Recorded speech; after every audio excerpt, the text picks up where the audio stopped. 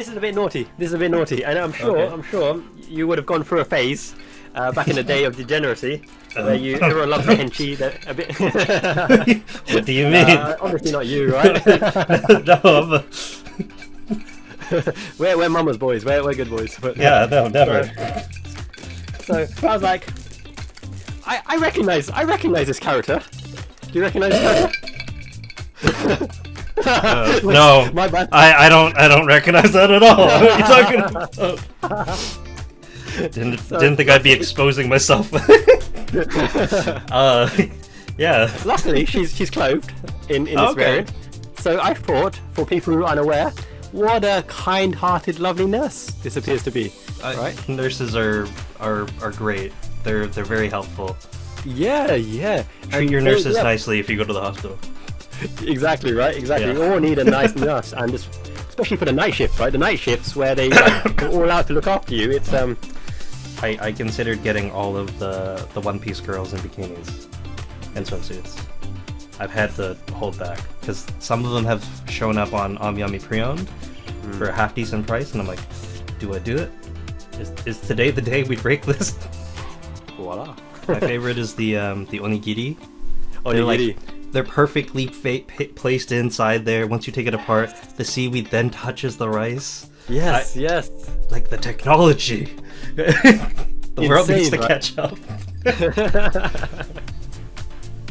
Like chasing views or chasing sub counts is one thing. Like I don't really get too bothered with that. But like just seeing people comment, seeing people like voice their opinions on things, I think that's cool. And that's what I enjoy the most about uploading the video. It's just reading people's comments and seeing what other people think. And true to his word, he has actually kindly donated his present for coming on the Miyazaki Man podcast to you guys, the fans. Oh my god! Yeah, We can do a giveaway. Let's give away one of those to a lucky viewer that comments and likes or something. Let's do that. I like the sound of that. All you have to do is comment below about what you enjoyed of this podcast video, what was the most fascinating, interesting part of it, and you can choose the war scroll that I was going to give to Derrick. So I'll let our special guest today, Derrick, decide up to 3 winners of the prizes where you can claim your war scroll. Without further ado, let's get on with the show. Give the man the big up he deserves. Derrick, Bosch. I asked the weeb community, who do you want to see on the Miyazaki Man podcast? And overwhelmingly, I'm delighted to announce we got DTTC Reviews. Derrick, the man, the legend himself.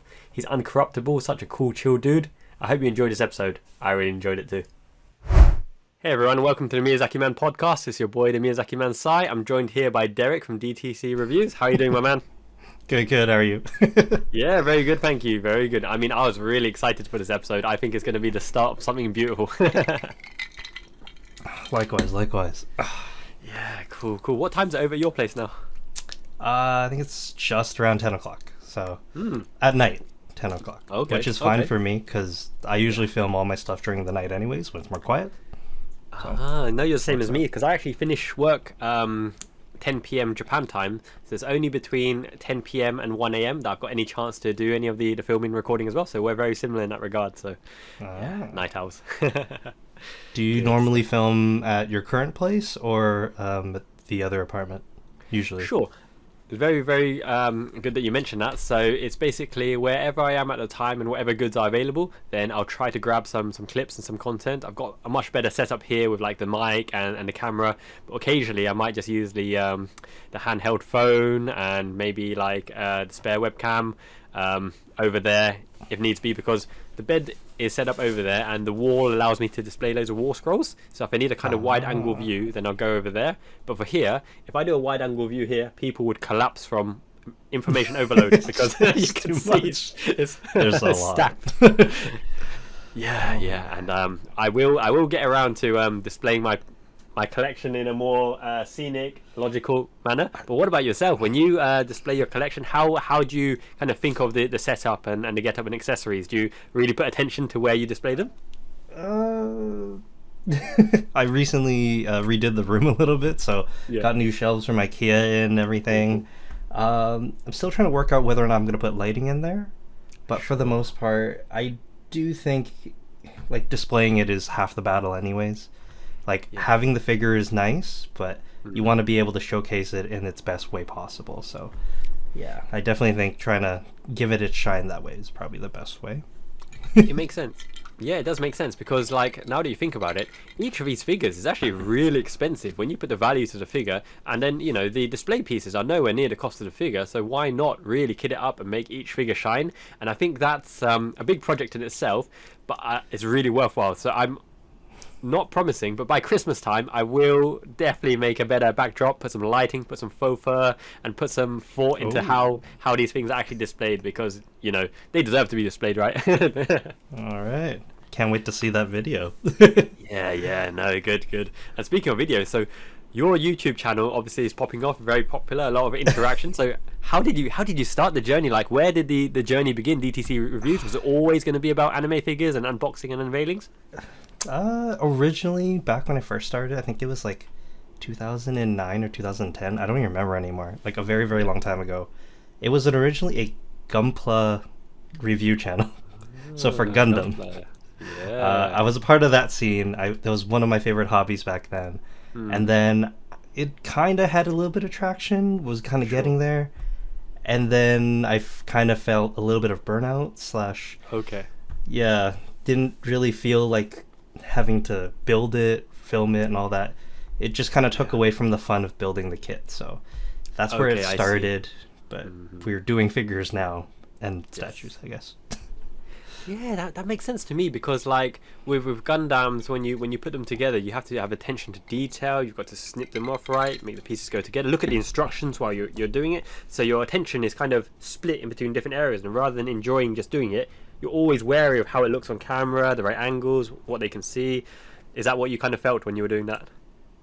Yeah, so how I would usually do it was I would have like an unboxing segment, which was more ASMR, so similar to what I'm doing now. So then I would have to, I think it was like late at night, same thing, had to be like very, very quiet, open everything up. And then when I went and built it, it was in multiple parts. I would normally script everything because I tend to ramble and it didn't really sound or look too good. And now I felt like I've gotten a lot better at speaking, but back then it was a lot of ums and ahs, and I would have to cut all the time in order to make it look coherent. So it kind of took away from a lot of the fun. So I completely stopped the hobby. Like, I still have some in in my closet over there, but I don't really build anymore. It's but are you still a fan of the Gundam series and the Gundam community? I don't interact with the community too much, unfortunately, but I am watching the new Witch of Mercury Gundam that's out, which looks really good. Indeed, it does. It has piqued my attention, but I'm kind of like, I want to let it kind of mature for a bit and get a lot of episodes out, and then really kind of watch the whole thing together. I think the last Gundam series I watched, it would have been back in the day, Gundam Seed and Gundam Seed Destiny, you know, the mainstream, and before that Gundam Wing. Speaking of which, I do have some Gundam material that I will dig out slightly later. Have you collected any music boxes? No, I haven't. So these little things I've been really getting into lately. So I found a few Gundam pieces, and I had to just pique my interest. So this is the one from Gundam Seed. Is it Destiny? I can't remember. But it's the one where she's kind of on the stage solo, and it's not a tune that people recognize so often. But I like these little things because they're quite cute.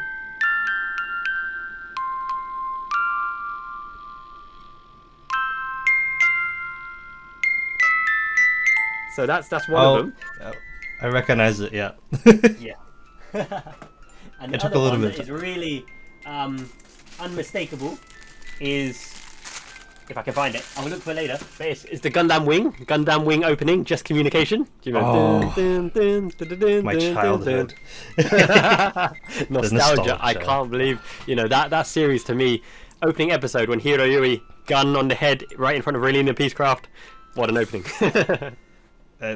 Yeah, a lot of that series was very influential for me because that's what started my Gundam journey, and I started collecting and building because of that series.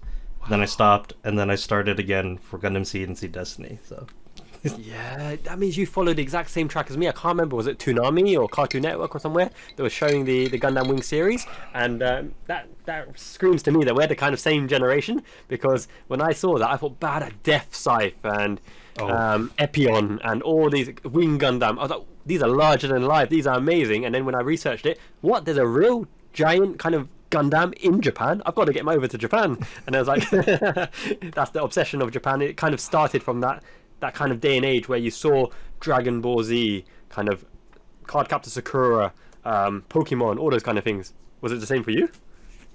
Definitely, yeah. That's what I was exposed to when I was growing up. Yeah. For us in Canada, it was YTV, so...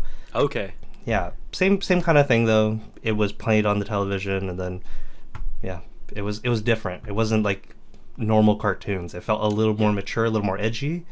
Yes. But, yeah.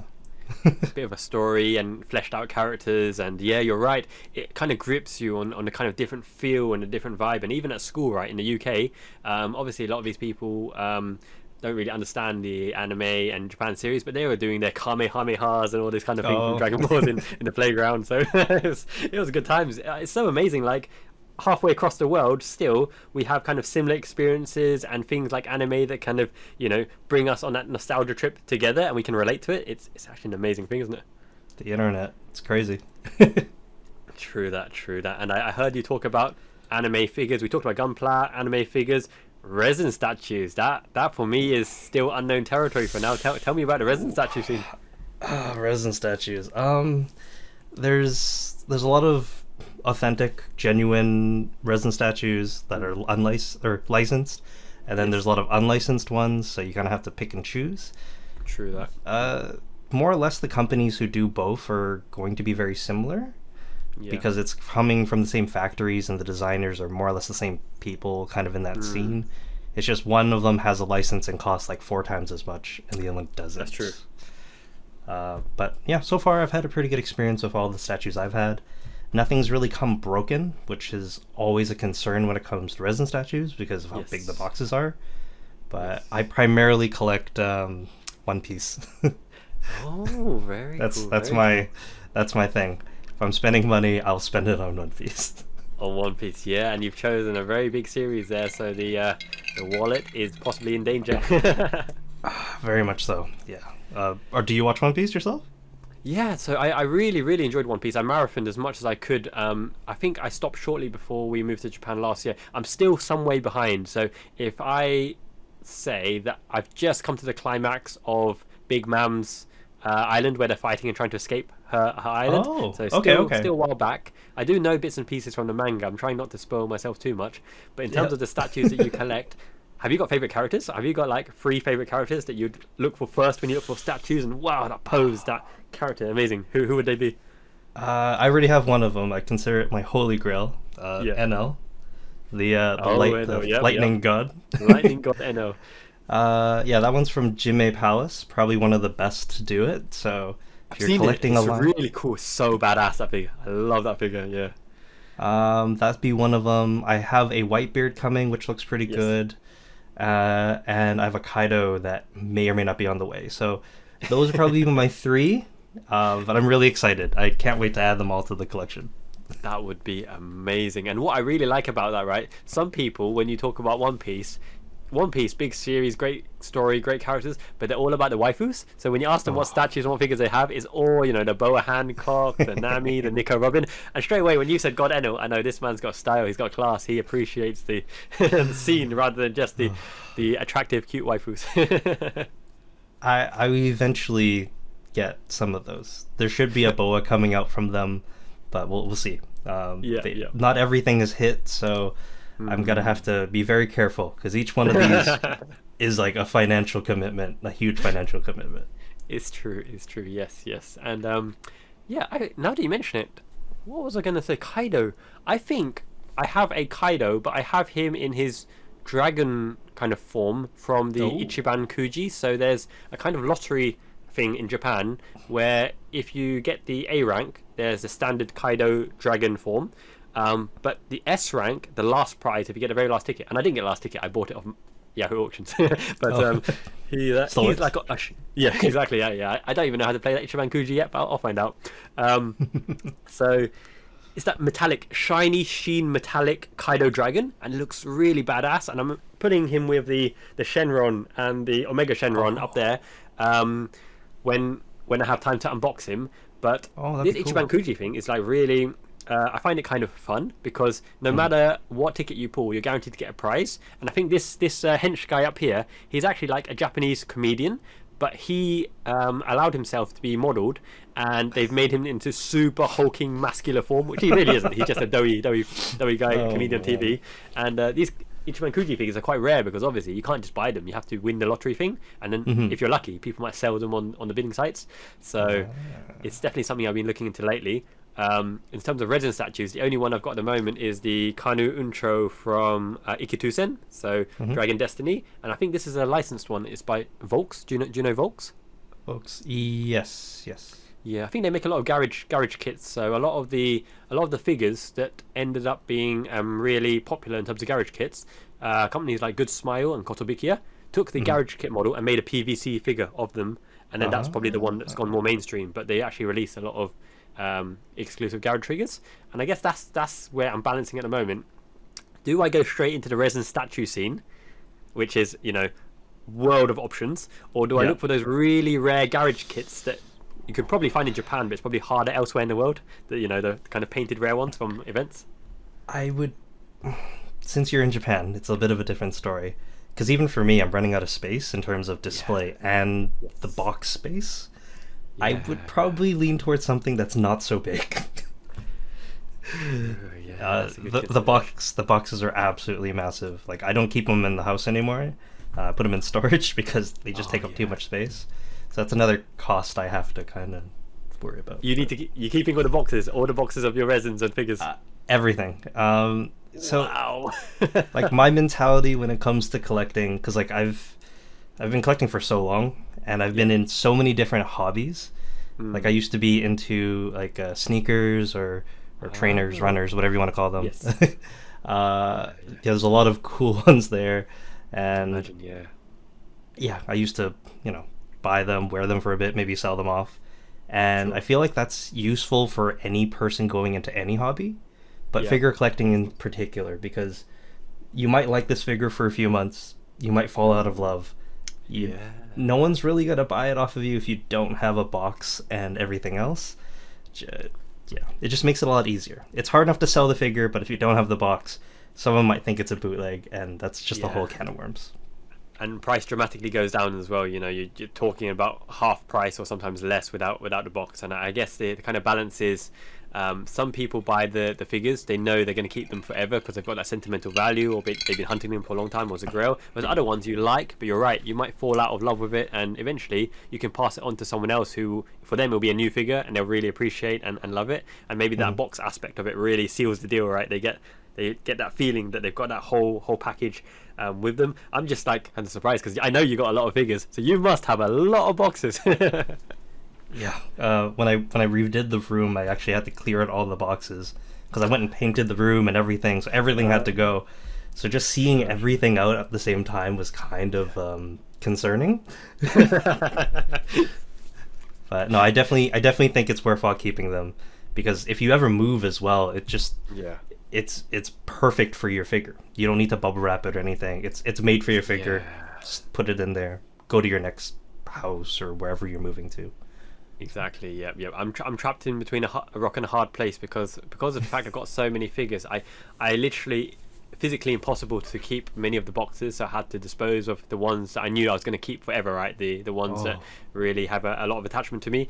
And then next year I'm actually planning to build a house in Miyazaki, Japan, so I'll finally have my own kind of crib. I can think of kind of display pieces and building a proper storage area and proper diorama kind of backdrop, and that's when I think the box element of it, I'll have space to kind of hoard the boxes. For now, the boxes that I do have is because the figure's still inside. I haven't unopened it yet, so they're the ones that I've still got the boxes in. And I think like when you buy the figure, has your kind of consideration for how you choose the pre-orders or pre-owned figures, has that changed over time, your kind of buying habits? I mean, at the start I was really excited, but now I'm a lot more careful and precise about what I press the button on.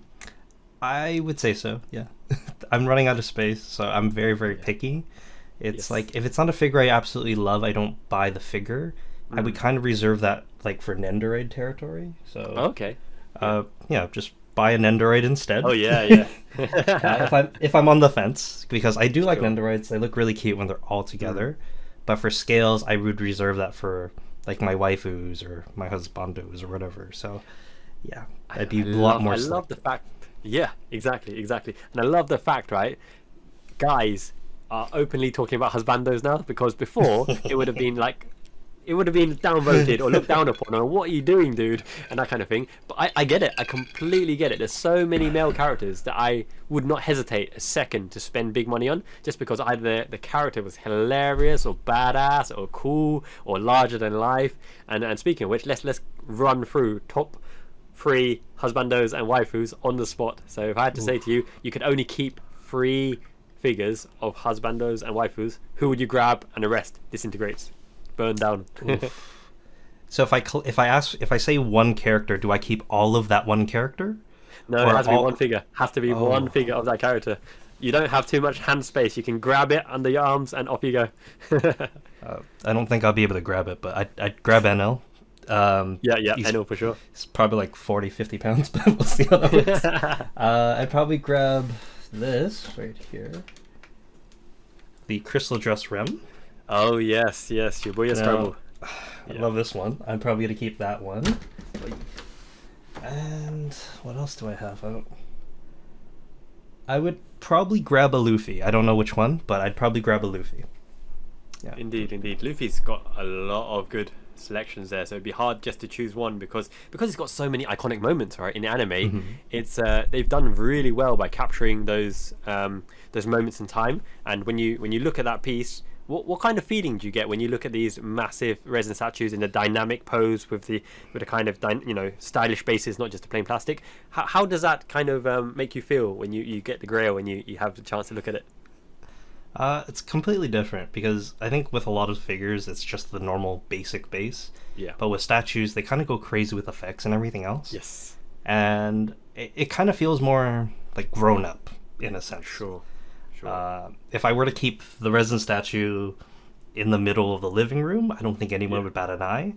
But if I have a waifu there, I might get looked at differently. So, yeah, no, the statues look a little different. It's almost like a museum piece at points too. So it definitely captures everything with that scene and the character. So I think it's really cool. That's why that makes sense to me. Makes sense to me completely. So we've talked about the husbandos. So the other side of things, the lovely ladies. Which 3 would you grab? Rem was one of them. Rem was them. Yeah. I don't have this figure in yet, but I'm assuming I would grab the Wedding Dress 02 from Good Smile, because that looks really good. It's on the way somewhere. And I'd grab her. Adorable. Vanessa. She was one of the hardest ones I'd like to get, because I actually had to buy that off of someone from my figure collection. So that one has a bit of a story and a journey. That's definitely something I'd pick up. Makes sense to me, yeah. And there's especially, like, I haven't bought anything from my figure collection yet, so I've seen a few of the listings, but it's pretty competitive. Like, anything that's good value goes really, really quickly, and that might be one of the reasons why I haven't picked anything up yet.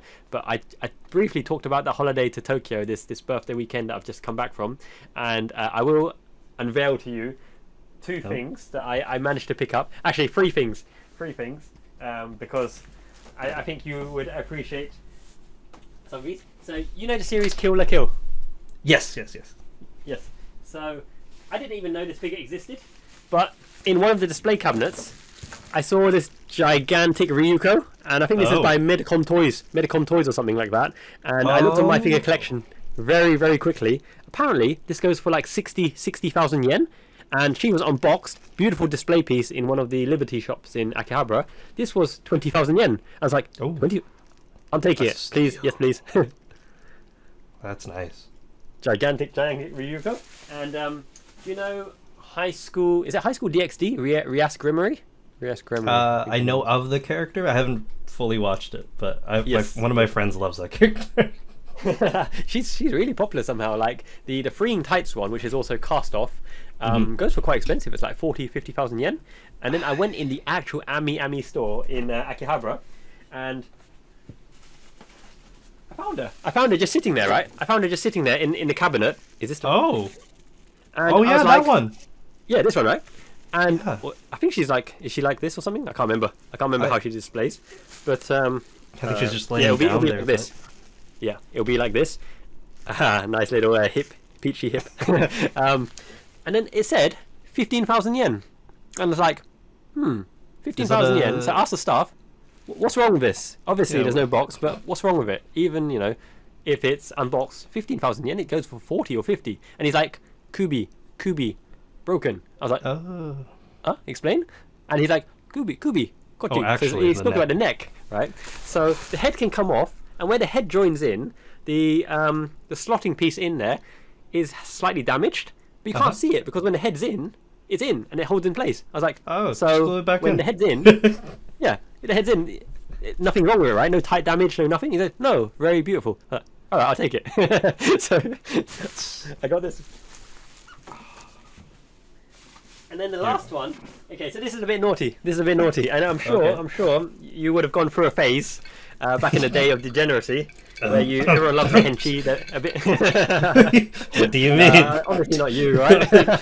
No, we're mama's boys. We're good boys. But, yeah, no, never.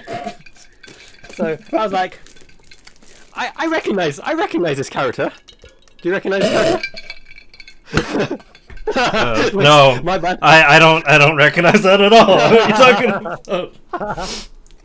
Didn't think I'd be exposing myself. Yeah. Luckily, she's clothed in this variant. So I thought, for people who are unaware, what a kind-hearted, lovely nurse this appears to be. Right? Nurses are great. They're very helpful. Yeah. Treat your nurses nicely if you go to the hospital. Exactly. We all need a nice nurse, and especially for the night shifts, right? The night shifts where they are all out to look after you. It's quite a chore, quite an endeavour. So I love the commitment of these kind of nurses, and I picked one up for 4,000 yen. You're getting some steal, and these are all over Akihabara. You said, right? Yeah. So these particular ones were in Akihabara, and I was planning to go to Nakano Broadway, but I only had the weekend there. So I was going to a Genzo Suikoden concert, the musical. I'm not sure if you know of that JRPG, but it's my favourite game of all time. So that was the kind of main reason I was going there. But in and around that, went shopping for a bit, picked up some goodies, random accessories and weeb merch as well. I bought like a Shenron dragon, just a little plushy toy, and and other things like that. So yeah, it was a nice trip. Have you got any plans to go back to Japan anytime soon? No time soon, but I don't know. Hopefully next year. If not next year, then a year after that. I definitely want to go back. I went there before for about 2.5 weeks. Okay. So I kind of remember what Japan is like, and it's different. I definitely want to go back. Akihabara was really fun, but not even just there. Just in general, everything's just more convenient than overseas. So at least for tourists, right. From what I hear. Tourist trap, yeah. It's kind of like how the world was meant to be, because even simple things, right, like sandwich boxes or cling film or anything like that, it just works. The cling film in the UK, when I pull it becomes stretchy and tangled, and then it's hard to unwind. In Japan, no effort, you just pull and it slots off, straight off. And the sandwich as well, like in UK, England, you have to like rip these things and it never opens where it's meant to. In Japan, you pull this little strip and it kind of like opens up and you're like, voila. My favorite is the onigiri. Onigiri. They're perfectly placed inside there. Once you take it apart, the seaweed then touches the rice. Yes. Like the technology. The world needs to catch up. It's onigiri. That's the perfect example. It even gives you 1, 2, 3, right? You pull 1, you pull 2, you pull 3. Perfect onigiri. It's perfect. That blew my mind when I saw that. I was like, yeah. What have we been doing? I know. And have you gone to any of those kaiten sushis where like they're quite eventful? Like, I'm not the biggest raw fish fan, but I'll go there because they do a variety, like even like roast beef and other stuff on the sushi. But every plate that you get is around 100 yen, 120 yen, and then you can put it in the slot in the table, and every 3 or 5 plates, a little lottery goes around, and if you're lucky, you get a meal for free, or you get an exclusive dish that's not on the menu, and all this kind of weird, wacky, but fun stuff, you know. It just encourages you to eat more, because you just kind of want to play, and it's cheap anyway. They've gamified They don't have any of that in the UK. Oh, wow. Yeah. They don't have that over here either. Yeah.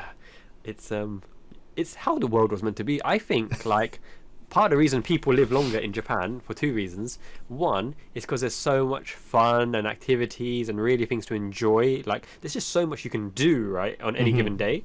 And 2 is, unlike the UK where house prices are extortionate and rent is criminal in terms of prices, people in Japan never really need to buy their own property. They're happy to rent for the whole life because rent is very reasonable, very cheap, and house prices don't really go up anyway. So they've got the disposable income to enjoy, to spend, to do stuff. And I think makes them happier, alongside, you know, the green tea and the seaweed and the edamame and the miso and all that kind of stuff.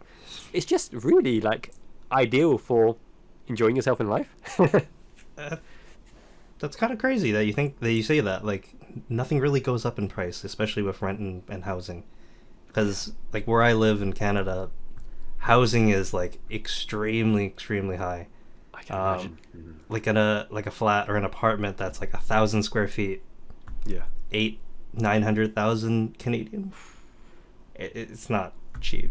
It's only going one way. It's only going one way as well, same as the UK. I mean, if you don't get on the housing ladder soon, unless you've got rich parents, it's going to be a struggle. Yeah. We're working on it, man. I hear you. Working But on at least we're pretty kind of settled in our patterns, and at least we got the disposable now to kind of enjoy our hobby. And when you talk back to your kind of YouTube career, so what do you know now? What do you do differently now than you did before? Do you have like a set sequence of how you shoot the thing, how you edit the thing, how you present yourself? I would say before I was just kind of winging it. Yeah. Like, even though there was a script, I was more or less just winging it. And before, I didn't even show my face because that's what all the Gunpla reviewers were doing at the time. No one showed their face. If you had a face reveal, it'd be a big thing. Whereas I think for figure collecting, if people don't see your face, they're not going to be as invested. So that's definitely something that I've enjoyed. It's actually just showing myself on the camera, which kind of adds a new element where, like, the lighting needs to be good. I need to look half presentable. I can't look terrible in front of the camera. So there's a few more steps, but seeing how it's starting to grow a little bit, it's definitely encouraging, and the feedback's pretty good. Yeah, no, speaking of which, like, the feedback, I always feel when I watch your videos, because I've seen quite a lot of your videos, you've got a really kind of cool vibe, a cool, kind of really chill and casual, and someone that you can really talk to. You know, you're not like overbearing or intimidating or anything like that. It's just so easy to follow from beginning to end. So the way you kind of present it naturally, like, leads itself well to audience retention, because there's no real opportunity to jump off. There's no real gap to say, okay, let's watch the next one. It's kind of just want to watch a thing from start to end. Is that something that you've developed over time, or it's just the way you've always been? I think that might be a newer thing. I think when I first came back to when I first came back to YouTube in general, I think like 2 years ago is when I took like a 3-4 year break or more. Yeah. But when I came back, that's when, like, the first few videos weren't doing very good. I didn't sound very enthusiastic either. But I think as time goes on, the more you've gotten used to it, it's gotten easier to be myself in front of the camera. So I think that's coming across more, and people kind of see that, and it's a little more, it feels more genuine. So yes, I think, like, a lot of people, like you've mentioned, have said he's very chill. I'm like, I don't know if I'm that chill or relaxed or calming, because half the time when I'm opening something, I'm dropping it on the floor. I'm like, I don't know. I don't know if we're watching the same video here, because I'm freaking out. If that's calm and cool, I don't know. No, man, I think you've definitely got a kind of persona, a good character now that people can easily relate to, because you see it in the interaction and comments as well. As you mentioned, you know, they're always kind of complimenting the overall vibe and the kind of casual nature of it, and they're like, oh yeah, I can really relate to what you're saying, and, you know, what you're feeling when you're unboxing it. Like, how does it make you feel to see those comments, and is there like particular people you recognize from video to video that keep commenting? Yeah, there's definitely a lot of people that I recognize. I try to comment on every single comment and reply to people. I think there will be a time where I'm too big in order to do that, but when I still can, it's within my capability. I definitely want to communicate with everyone. I think the community building aspect's one of the more fun aspects of YouTube in general. Like chasing views or chasing sub counts is one thing.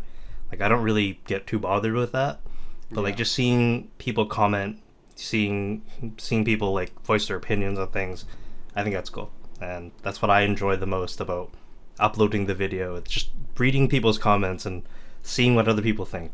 But yeah, absolutely. I completely agree with everything you said there, because I feel that YouTube is a really good creative outlet to kind of let out your happiness, your passion, your expressions, and share that with like-minded people who also enjoy the same thing, hence why they're watching it in the first place. They are interacting by commenting, and you can, just by replying to them and starting that conversation, not have them as a fan per se, but they're kind of like friends who enjoy the same hobby, the same passion, and you can see how other people also relate to the hobby, their experiences. And this is kind of the reason why I started this podcast, is because I wanted to find like-minded people who I can just chat weeb stuff about, anime stuff, Gundam stuff, Japan related stuff.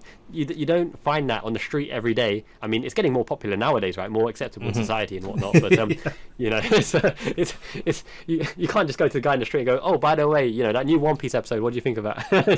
actually, well, nowadays anime is so popular.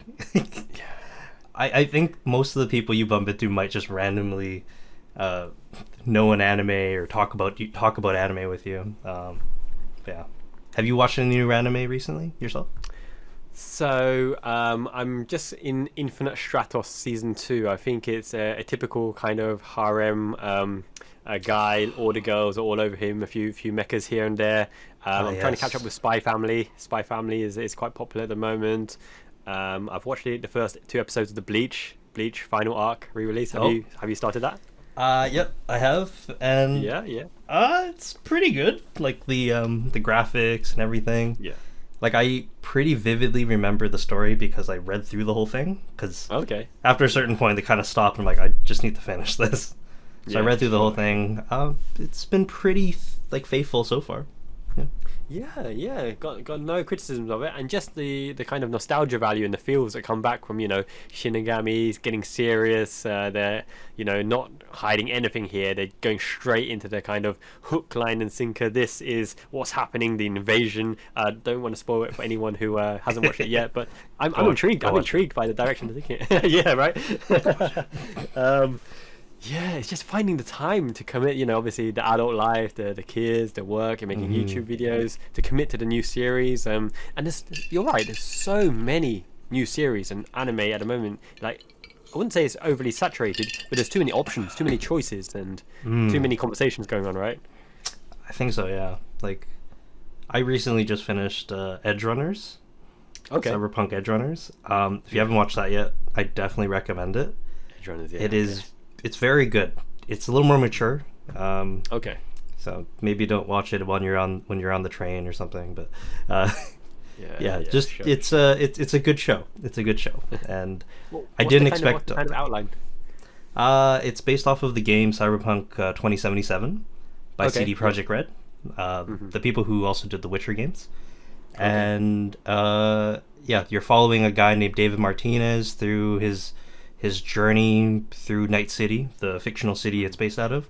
It's done by Studio Trigger, so the same people who did Kill la Kill, Gurren Lagann, and I think Darling in the Franxx. That's right up my alley then. You'll like it. It's very over the top, actions all the time, and it's like it talks about some things. It deals with like mental health stuff, and it's been one of the best anime I've watched, and one of the most deep anime I've ever watched. In a while. I don't know. I'm still trying to get over some things with that, but yeah, you're selling me on it hard. How many episodes is it? Like a 24 episode series, or? Let me double check. I think it's 10. 10. Yeah. Let me double.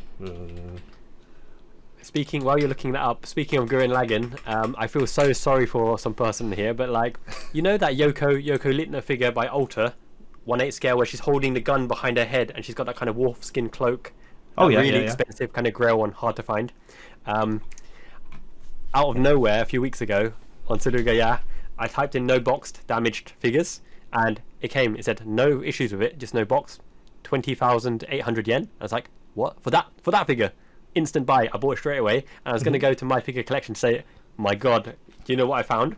I saw a comment on there, right, from like 30 minutes earlier that said, hey, I found this figure, 20,800 yen. Is this a good deal? So someone was asking the community, is it a good deal? And But no one commented. Yeah, I know, no one commented.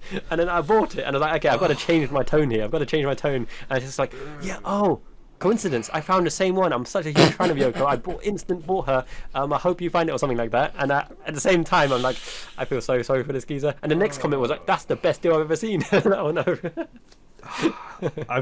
You've kind of convinced me to try no box. Yeah. It's something I don't know, maybe I'll be able to find some things that I'm still hunting for. So that's the consideration, right? So if the figure is commonly available and you can find a box for it, then maybe the box, it's fine. Go with the box, go with the kind of new package, go with the whole shebang. But those older ones, which they may appear every year, every 2 years, and in whatever format, box or no box, they'll probably still go anyway. But the fact that it even appears and you can get them in your collection, and no box is cheaper, for me personally, it's a no-brainer. I just have to jump on it. Some of my grails that are on my list on MFC, I'm still holding out hope that they'll re-release at some point. Yeah. So that's why I haven't pulled the trigger. So and if I haven't bought something that big yet, it's because I don't want to spend like 4 times retail. Yes. I'm just gonna wait a little bit, and if not, then we might pull the trigger on it at some point. That's true. Like, actually, what's your opinions on that? So, companies know. They must know when a figure is in high demand, the aftermarket price is insane. So if they re-release it, they're going to make bags and bags of money here. And yet they're still insistent on going down some routes of new sculpts and new figures that may or may not be hits. What do you think goes behind the decision making on that? I think it all comes down to like cost. People don't I think a lot of the time companies don't realize just how big anime and like figure collecting has grown in the last 2, 3, 4 years. Yeah. So they don't know that, say, the 10,000 units of this figure that they made, I think they think that that's all the people that would still buy it. So why would we re-release it? But I would say now, if you re-release that same figure, well, now there's like 40,000 or 50,000 people or however many more that want that figure. So I think it's one of those things where they're kind of hesitant because they don't know. And a certain thing when it comes to the business world, I don't think anyone wants to lose their job over making a bad figure release. Also, I don't know if you can see him, but the Gear 4 Bellman Luffy back there. Yes. That one was re-released, but in a different form. Let me grab him. Okay. Yeah, go for it. Yeah.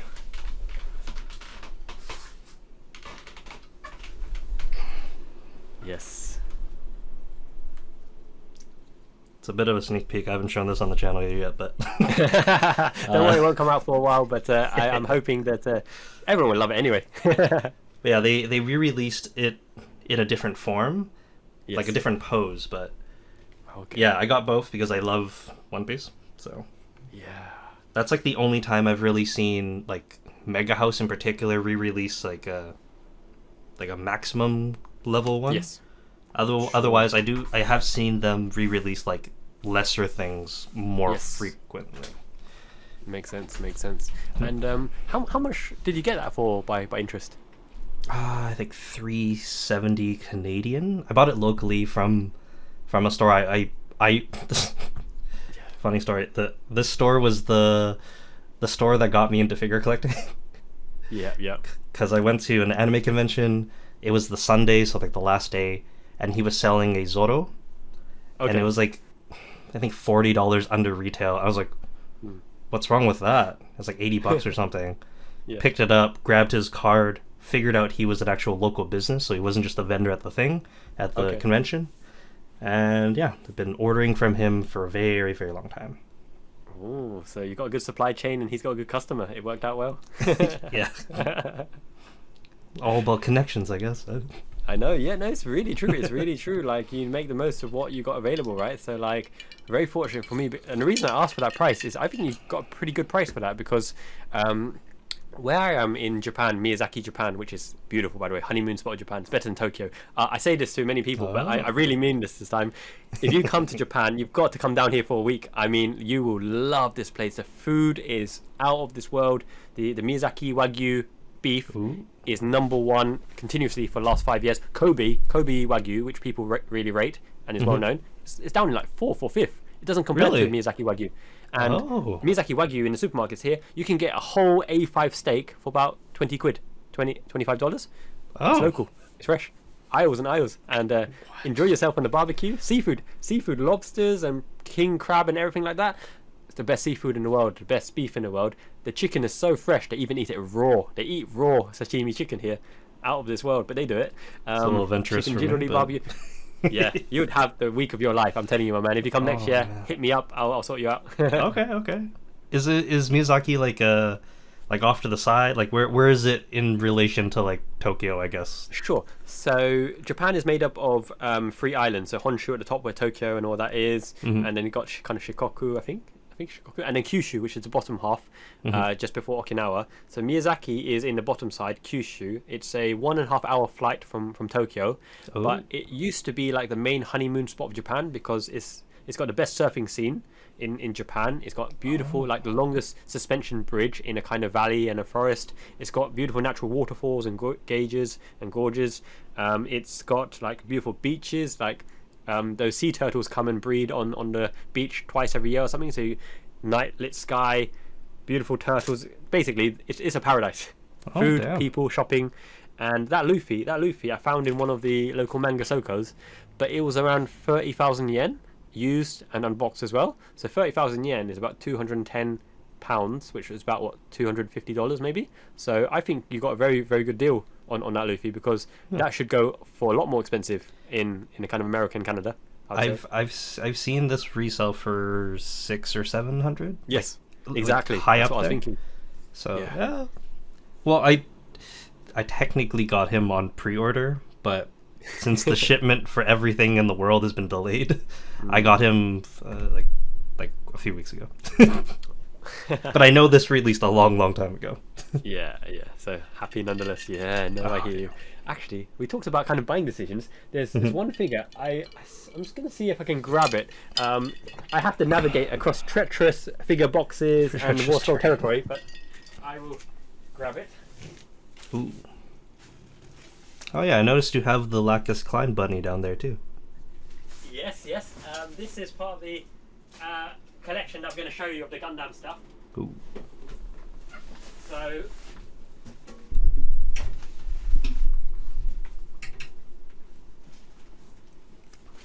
I really like that Lacus bunny because it's by Mega House and Freeing collab, and when Mega House and Freeing combine, they always pay special attention to detail and make it like really pop out. So we'll get to Lacus in a second, but this one I wanted to show you first. Okay, this Lacus, I'm surprised that they don't make more figures like this, because what this is the official voice actress anime diorama. So it's got all the lines. まず決める。そしてやり通す。勝ちたいわけではありません。守りたいのです。あなたの夢はあなたのものですわ。それを歌ってください。 How popular would figures that capture the real voice actress, the famous lines from the anime? They should make more of these, should they not? Someone call this man. You have ideas. That's a great idea. Pay him. There's so many like waifus that like waifu collectors. I'm gonna go crazy for that. Right. Where are they? If they existed, right, I would buy like every waifu I know just to get that original voice.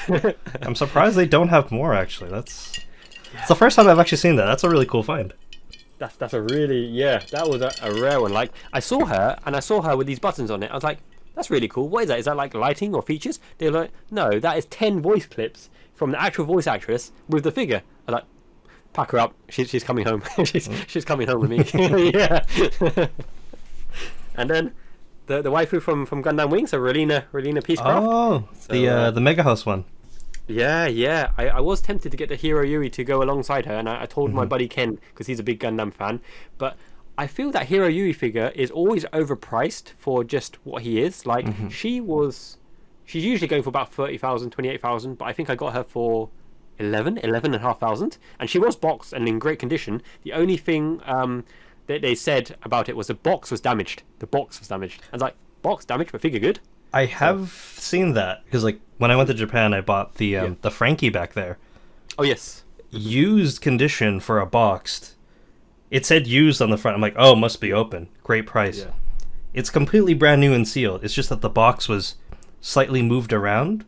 But like in like anywhere else in the world, you would sell that as a brand new figure. Yes, because it is new. It's just a box. I don't get it. I'm not complaining. I'm not complaining. Yeah, Give me the deal. Give me the That's deal. That's exactly what I look for.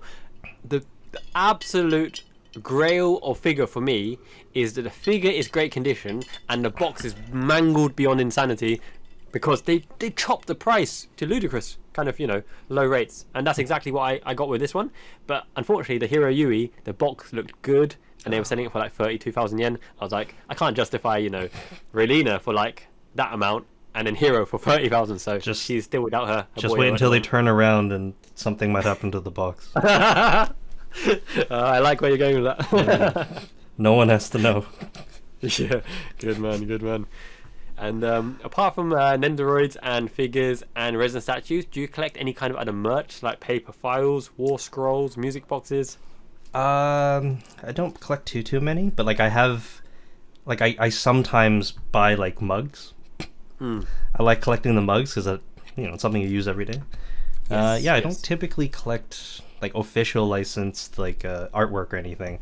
Like I do have some stuff from a few artists that do. I don't know if you consider fan art, but like I like that stuff more than some of the officially drawn stuff for some reason. I don't know. Yeah. I understand what you mean because they've got the creative freedom to really do the piece justice and really get the characters right. Because some of the official character work doesn't actually look like the character. They've gone on a bit of a tangent, or it's not in the kind of iconic pose or iconic moment. And there's only so much official merch released that you can choose from. Whereas the unofficial side of it, you can get amazing quality stuff from really talented artists. It's just, and probably for a better price as well. And I completely understand where you go with that. Yeah. So I feel as though I would find it hard to display all of the random merch pieces that I got because when you go to Japan and the Pandora's box is opened in terms of availability of stuff, everywhere you go there's something that's tempting you, and it's hard not to just go, take my money, open my wallet, hold it for me. Like fortunately but also unfortunately for me, when I went in 2019 before the whole thing happened, I technically was only collecting Rem because Rem was waifu and One Piece figures. So I actually overlooked everything when I was there because I wasn't into it. I wasn't collecting it. Yeah. If I knew what I knew now, it would have been much more dangerous of a trip. But even still, I had to buy like an extra suitcase anyways. Yes. Next time I go, I'm probably gonna send a pallet back. It's good call. And are you at the stage now? I saw one of your other videos. What about that Rem body pillow, that Rem Dakimakura? Probably not. Probably not. Oh dear. Nothing against anyone who likes them. But... yeah. I wasn't really into a lot of this stuff, but for research purposes, yes. I have definitely gone into.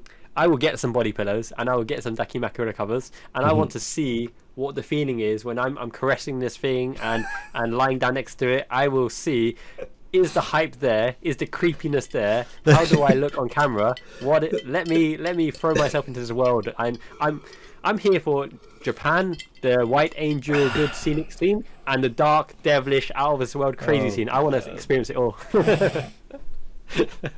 That's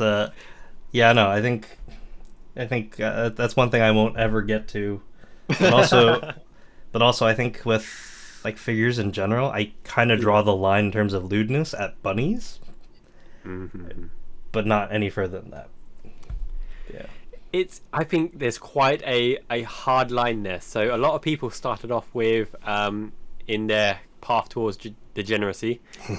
Okay, I don't need a naked figure. I don't need a nude figure. Swimsuit and bunny figures and lingerie. Once they got that first cast off or first slightly naked figure, whatnot, there's no going back. Yeah, it's over. It's over. Yeah. I considered getting all of the One Piece girls in bikinis and swimsuits. I've had to hold back because some of them have shown up on Amiyami pre-owned for a half decent price, and I'm like, do I do it? Is today the day we break this? But I haven't done it yet. I haven't done it yet. Wow, Derrick, you have more restraint than anyone I have ever met. Those One Piece girls in swimsuits are just hot. They're plain hot. Yeah, no, it's hard to beat them. Yeah. I tell you what, though. This might help you slightly. So, I was on that line because I figured if I buy one of those, you can't display her on her own. You need at least 2 or 3 or 4 of them sitting together, right? And it really makes a scene.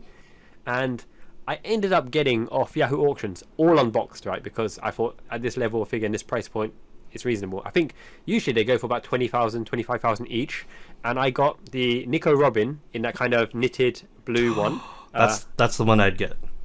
That's the first one I got. Yes. I really like her aesthetic, and she's very, very busty proportionate. 7,500 yen I got her for, and what? Then 7,500 yen. That's why I pulled the trigger. I was like, the bidding was only going to 4,000, and I thought, if I bid at 6,000, I'm probably going to get this. It's nearly time up. And then the guy kept bidding, and then I bid up to 7,500, and I won it. And then the next one I got was one of the Namis where she's like half taking her top off. It's getting a bit worse here. I think I know what you're talking about. Yes. And I was a little bit disappointed with that one. When it actually came, the quality of it looked a bit cheap. It seemed a bit cheap to me, right, compared to the Nico Robin. So then I thought maybe it's not all it's up to be. And then the last one I got, I think is her name Tashigi. Tashigi. Yes, the One Piece one, right? Like the One Piece one. Yeah, and Smoker's vice captain. Yeah. Did you get it in the blue or the white? I got the blue one. I like the blue aesthetic a bit better because it went nicely with the Nico Robin sandwiching Nami. And that one's really, I think she's really pretty.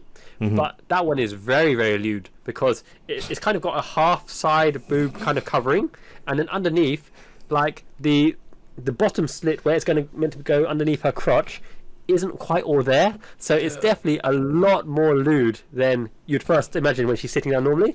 And then I thought, okay, I don't need any more One Piece girly figures. I think we'll stick there, and I might even consider putting them up as a patron prize eventually, because if you're not going to get all of them, do I need the 3 that I've got? So get them all. You need them all.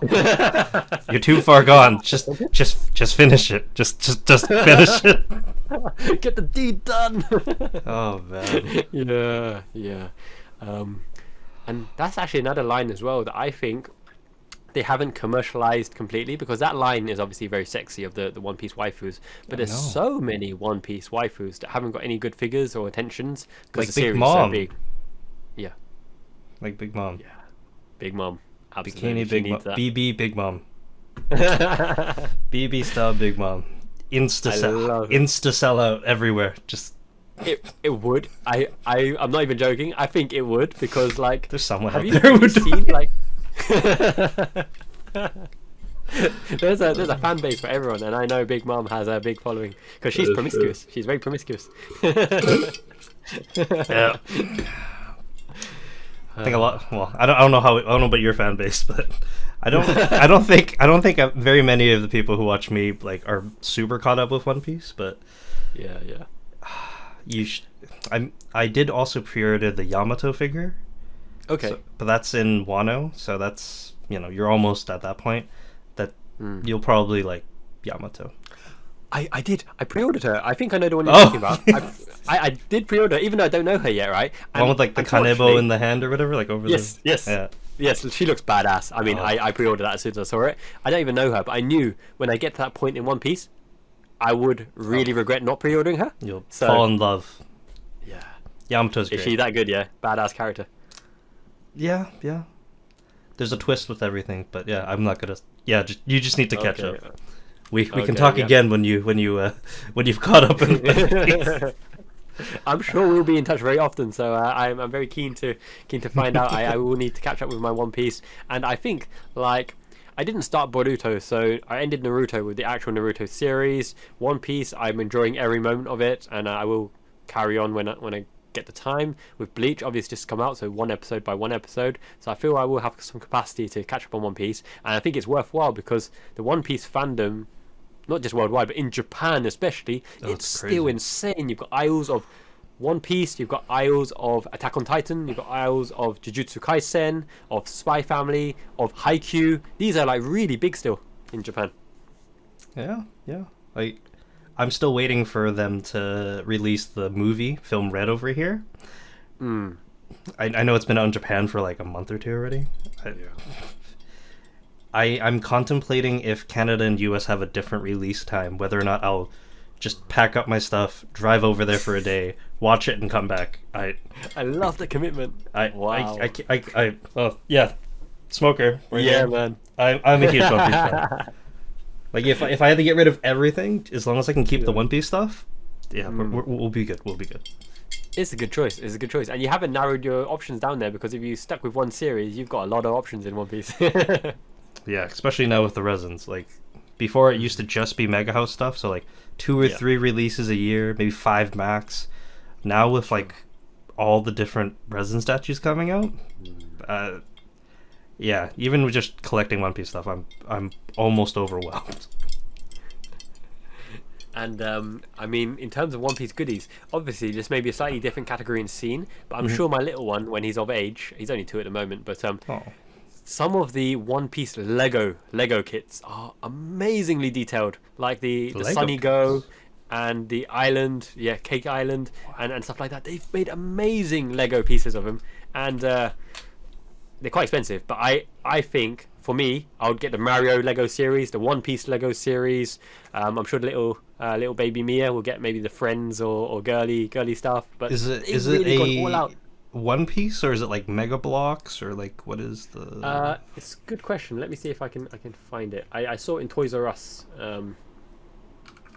And I'm kicking myself for not knowing this. Why don't I have this in my collection if these are real? Yeah, so there's some really, really nice kind of Lego pieces and sets of One Piece. The Going Merry, it looks pretty cool. The characters look pretty cool.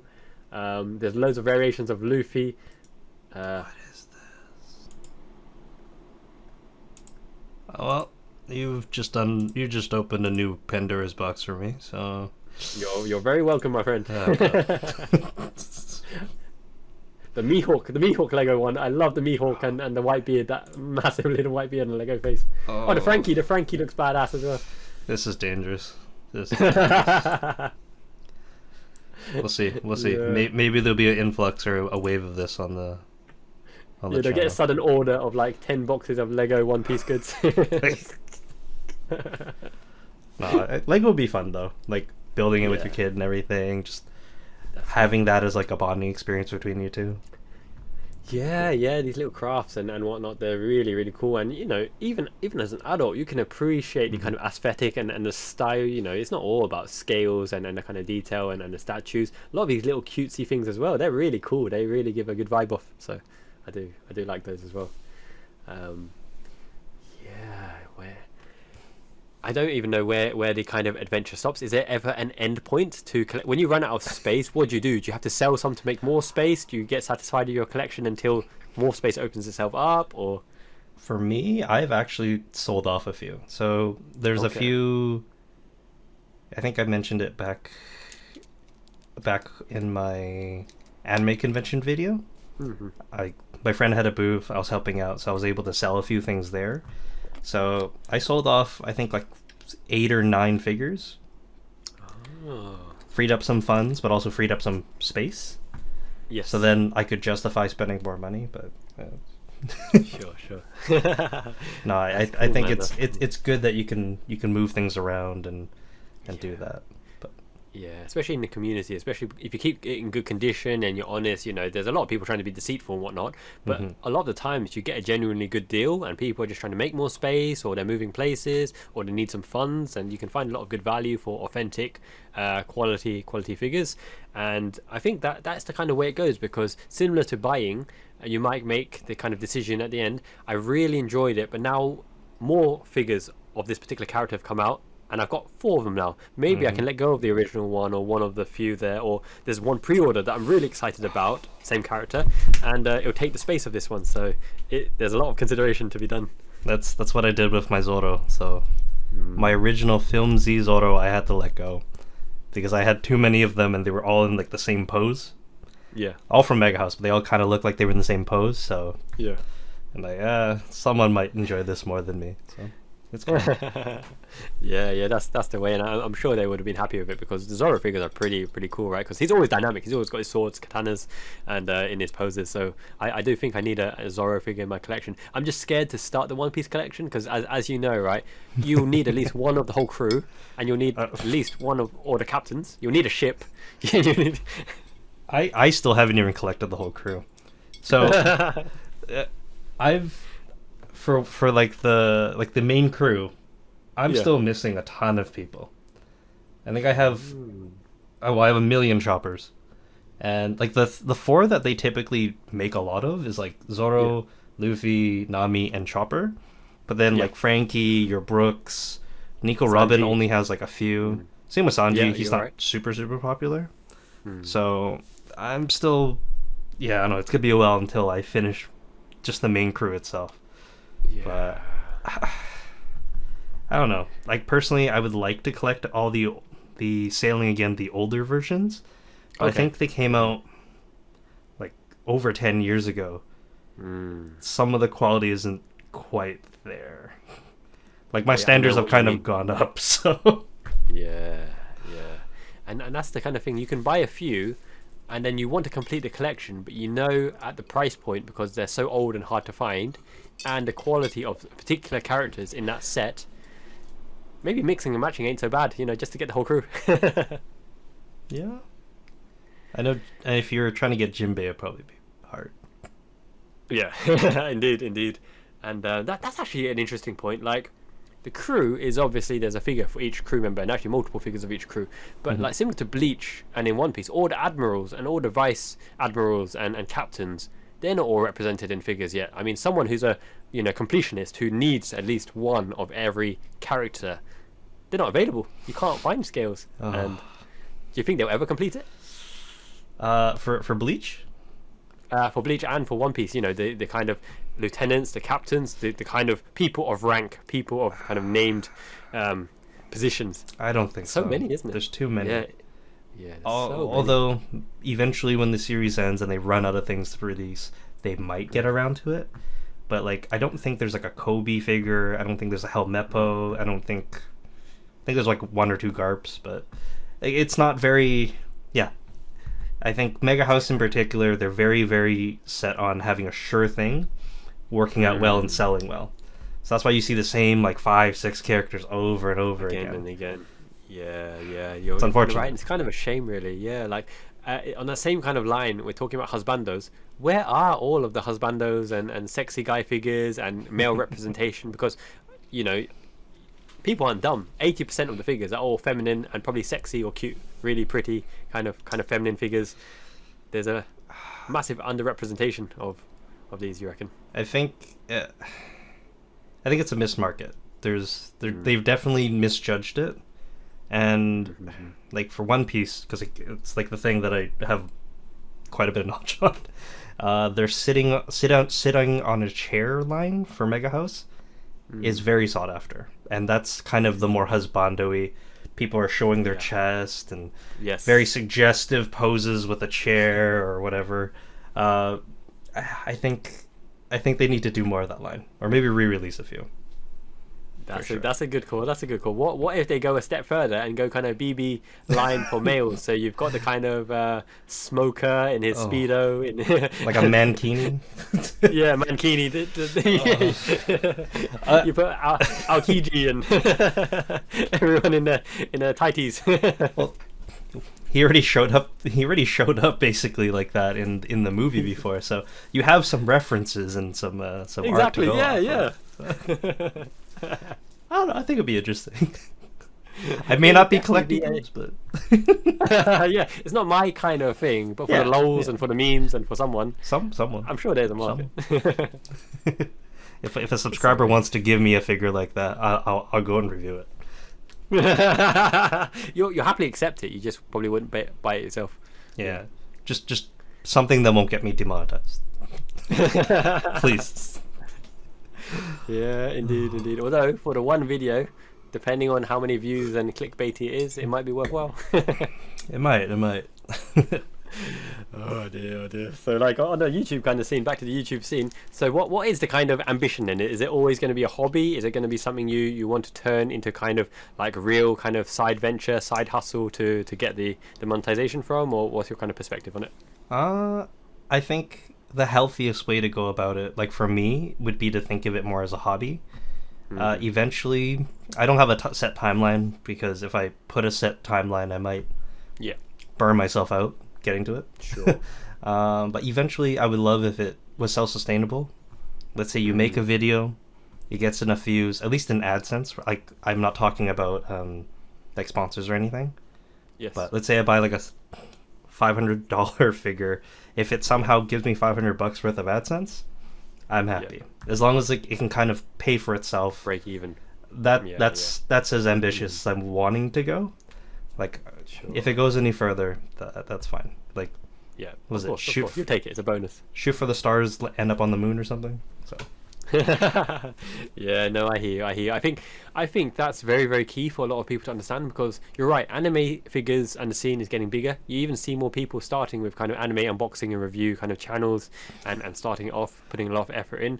But really, the burnout aspect, the mental health side of it, the pressure, the competitiveness, comparing yourself to other channels, people really need to understand the kind of pitfalls. Like, I don't think YouTube lends itself well to becoming a prosperous venture. It really needs to be treated as a hobby, unless you understand the business side of it and how to make a framework to make it into a successful commercial monetized venture. Because just through AdSense itself, even 20,000 views per video, right, you're still talking around a minimum wage or even below minimum wage for a part-time job. And to really make the big bucks, to self-sustain yourself and do what you want to do, you can't really look at those channels that have been around for like 20 years, or when YouTube first started and when tags actually meant anything, and they've got no existing fan base. So no matter what they do, right, people say like, look at successful people and copy them. Someone like a big YouTuber could release a white screen with a black circle and it'll still get like 2 million views just because of the fact that everyone will watch their stuff already, and the money will come in. So I think that's like the good and bad part about having like a loyal fan base. I think at some point you can kind of get away from things, I guess, and you can release something and they'll just go and watch it. I think that's the part that I enjoy about showing my face. It feels like I'm starting to get to the point where people are more or less coming for me and less so for the content. I think that's kind of what I would like it to kind of go towards. Less so much like I'm unboxing this crazy statue, and more so I wonder what Derrick's doing today. So yeah, exactly. And that's the perfect point of view, because and I'm very glad you mentioned showing your face and being yourself and natural, because if anyone's going to have a long-term future in kind of YouTube and the kind of social media industry, you've got to be real. You've got to be yourself. It's too tiring to put up a facade and a persona, and you're hoping that people become a fan of you and want to make the connection and interaction with you, and not just that video's topic. So not just a series that they like, or a character they like, or a particular figure that they like, but just always they have a great time watching you unboxing or showing or doing anything, and that is the reason why they're watching video to video. And I think that is the ultimate aspiration and the right mindset to have, because you make friends as well, right? You make friends in the kind of industry, the kind of network connections. You can have a great time on these kind of podcasts just chatting about anime Japan goods, and that I think that is the real goal of YouTube, is to raise awareness of who you are and what you can do and what other people can do and contribute, and how you can interact and just be mutually beneficial, right? At the end of the day, money isn't everything. We got jobs, adult life. You got to do stuff. YouTube should be fun. It shouldn't be a chore. You shouldn't feel like I have to make this video because this fan is expecting it at this date and they're expecting it in this one. No, that's just a bit, I don't know, too much for me. I don't. It will come out when it comes out, and it will be at a decent quality level, hopefully, when it comes out. pushing yourself too far, stretching yourself too thin.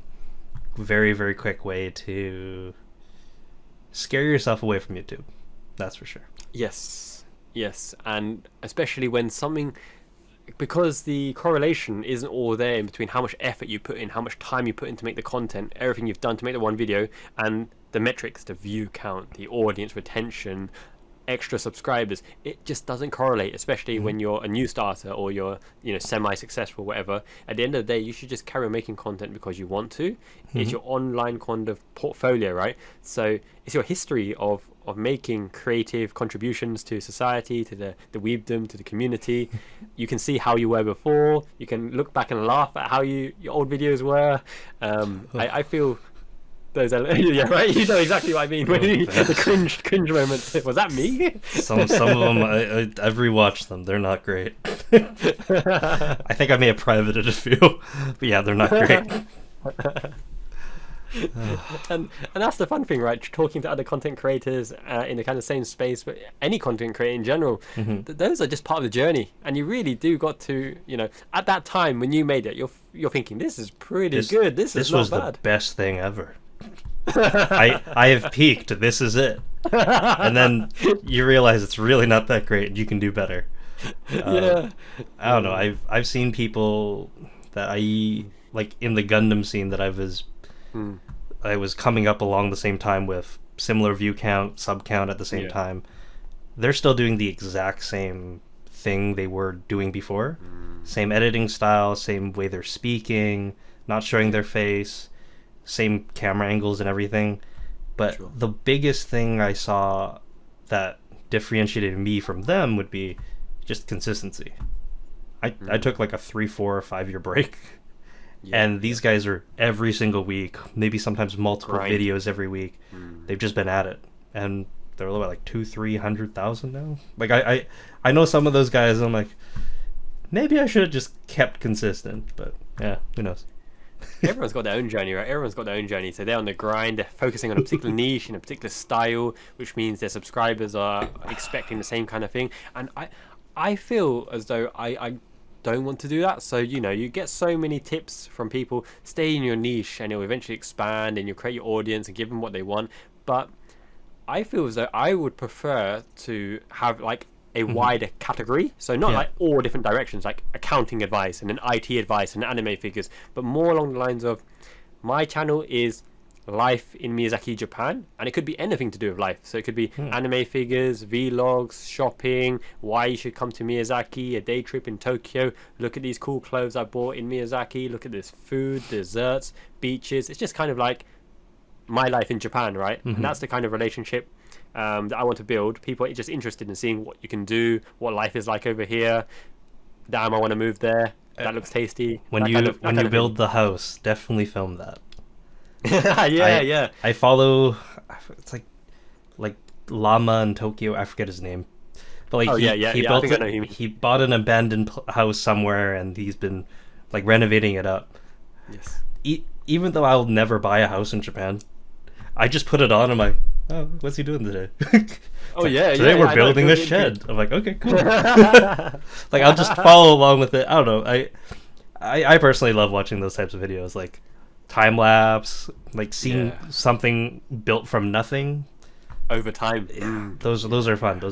So I enjoy that. I really enjoy that. I'm scared though. I'm scared for my architect, and I'm scared for the planners and builders, because in terms of like limitations and my creative juices, I have no barrier and shame, right? So they're going to be like, what is 50 Shades of Grey room, and what is anime cabinet? Just kidding. Oh. What do you mean dungeon? Dungeon. Well, it says what it is on the tin, right? Yeah.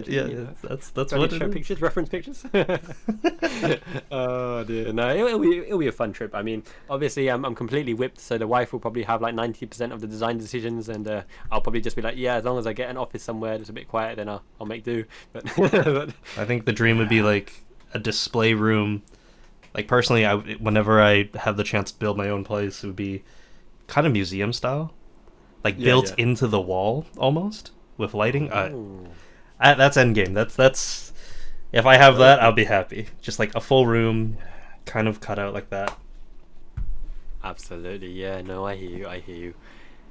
Yeah, no, man. It's been a really, really good kind of weeb trip down memory lane and starting the YouTube journey, the anime figure collecting. I'm so glad I invited you on. I really had a hell of a time, and to show you my way of saying thanks, I will give you a gift as a thank you for your time. But I'm actually a little bit there's so much variety of things that you like. I don't even know where to begin. What anime series, if I just pop a few off, so Sword Art Online, Attack on Titan, just random sexy waifus, kind of more kind of cultural Japanese good looking stuff. What is your vibe at the moment? What is your scene? I'm totally okay with anything. Okay, I'm gonna grab a few and then you tell me if any of these tickle your fancy, and if not, we'll go for another session and I'll just show you some random stuff.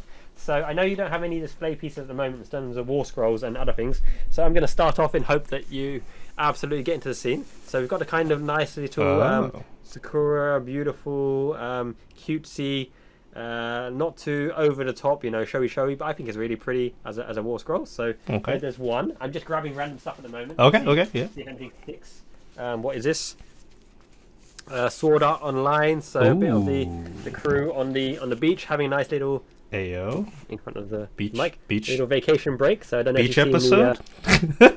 Yeah, absolutely. Can never complain about a nice day out, sunny day in the beach. That's pretty nice. What is this? This is we're getting a bit more a bit more lewd, but not lewd, but just lewd. So I think some kind of cat girls. Are they cat girls? I don't know what that one actually getting is. Changed. Okay. That's another one. What else can we grab here? Can we? What is this?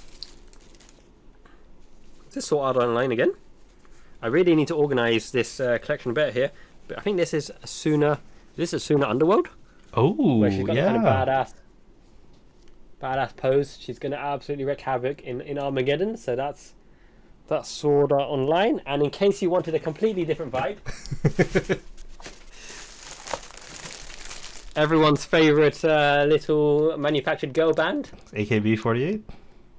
Is it AKB48? I don't know. It's either AKB48 or something 46. Login. What? 1, 2, 3, 4, 5. Cardi 46. I don't know. I've never heard of them before. It's something. What's your feeling at the moment? Any of those strike your fancy? Sword Art Online stuff looked really good, but let's do something different. Would you be opposed to give away one of these to one of the people watching? Yeah, no, absolutely. Yeah. We can do a giveaway. Let's give away one of those to a lucky viewer that comments and likes or something. Let's do that. I like the sound of that. I like the sound of that. So what we're going to do then is all of those prizes will be available, and I want people to let me know in the comments below their favourite moment from this collaboration, what it means to them, what memories it brought back. And Derrick, you're going to be the judge of which one of those really makes you tingle inside, which one warms the heart. That's a lot of pressure. I guess so, yeah. Okay, I'm sure the alcoholic beverage you've got in your hand will make things easier. It's cranberry juice, I swear. I'm just really red. It's not alcohol. I swear it's not alcohol. I understand. There's lots and lots of cranberry juice in the house. The missus loves cranberry juice, so yeah. Fans in the household. All good, my man. But no, thank you again so much for coming on. I really appreciate the time, and I hope you enjoyed it as well. Yeah, no, it was very fun. Thanks for having me. Cool, no worries. And until next time, we'll be in touch very soon. Hey, hope you guys enjoyed the episode with Derrick from DTTC Reviews. Always remember, as my friend Matsumoto would say, Miyazaki Man Ichiban.